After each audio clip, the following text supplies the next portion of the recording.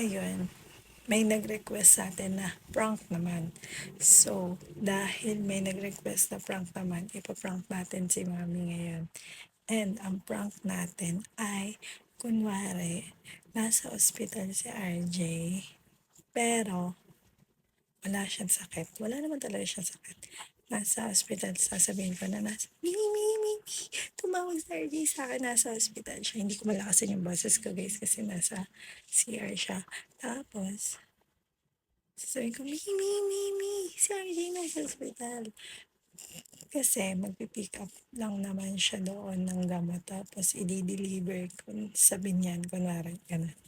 Tapos, bago ko sabihin yan, sasabihin ko muna, Mi, si RJ nasa ospital, tumawag sa akin. Tapos alam ko na hindi ko alam pala kung ano yung magiging reaction niya. And yun yung titignan natin. Okay, guys? Let's go! Prank, sir. So, guys, tapos na malabas si Mami. And kailangan maging successful to first prank natin.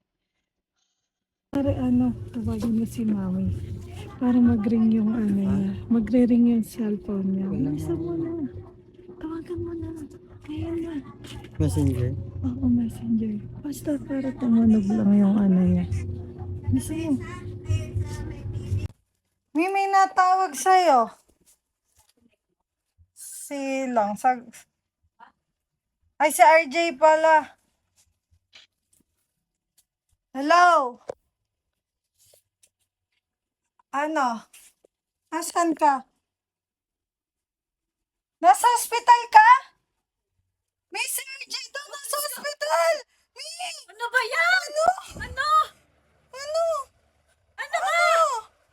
Nasa hospital daw si RJ! Ano may sabi? Kukuha siya ng gamot kasi Ina mo, hayop ka. Ina mo, hayop ka. Ina mo, hayop ka. Delay naman, parang masama yun eh. Hayop ka. Kasi magpapalala mo daw sa kanya dadalhin sa Minyan. Gago ka talaga doon. Successful yung prank! Pero kinabahan ako. Hayop ka.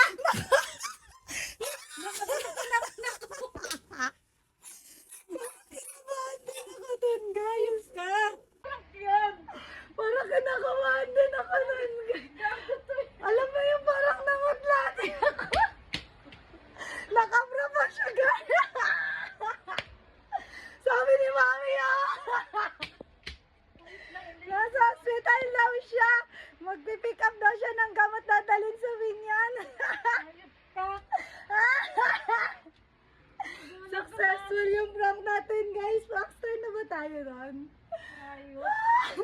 Parang kinabahan din ako, guys. Bakit naman? Inantay, umalis muna si Terope. Tapos Nag-aawa ko? si Ilong yung pinatawagan ko sa'yo para para tawag. Parang kinakabahan din tuloy. Hayop na to.